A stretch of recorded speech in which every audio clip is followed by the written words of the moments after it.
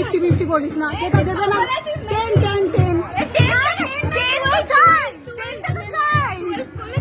10 না 20। আমাদের এখন দরজা ধরানো চলছে,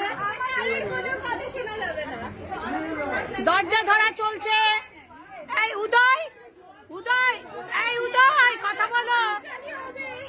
এই যে উদয়, কত দেবে বলো? সোজাসুজি দরজা ধরা। কি ওরে, এই যেতে আমরা দরজা ধরে,